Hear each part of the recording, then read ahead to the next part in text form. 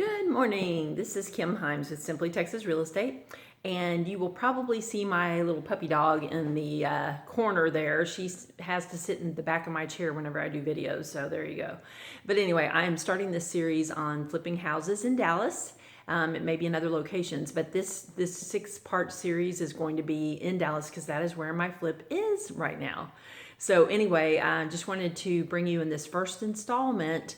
I'm going to talk about sort of the first piece of information you need, which is, well, let me back it up. Your first piece you need is to get a really good realtor on your team who can find a property for you that will fit the margins that you need. And in another segment, we'll be talking about those margins. But right now, I want to talk to you about a question that I run across so often whenever I'm working with investors. And that is, how do we fund this deal? The answer to that question is you have to get a hard money lender partner or a private money lender partner, or perhaps you are just fantastically rich and can bring your own money to the deal, which is great too.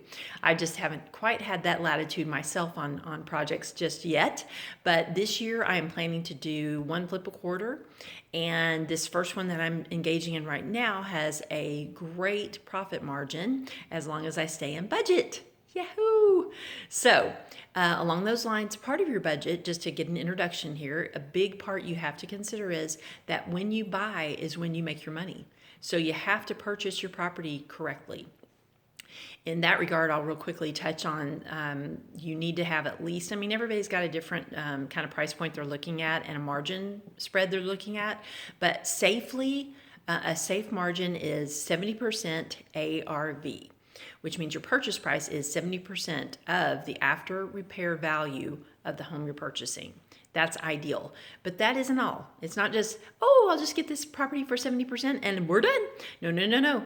I must back up and say you also have to subtract repairs off of that. So you take whatever the after repair value is, and you take 70% of that, and then you just subtract from that the amount of repair costs that you're going to have.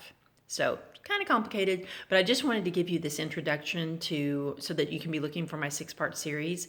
I'm going to call this one an introduction to that series.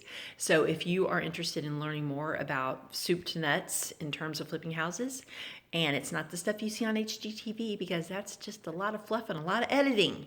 So this is actually the real raw stuff, and coming from a realtor's perspective, which is really important because we do know how to do comparative market value, and you can kind of see from start to finish if I'm successful in this venture.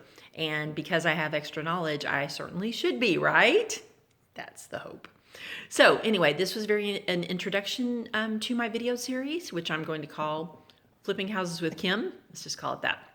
And if you would like to subscribe to my channel, you will be on, you'll have a front row seat and an insider's view to that process. And bonus, you can actually, hit me up in the links below, or click on subscribe, and then ask me any questions or comments in the video, and I'll be happy to help you from a realtor and flipper's point of view. So I'm going to sign off before I mess this up anymore.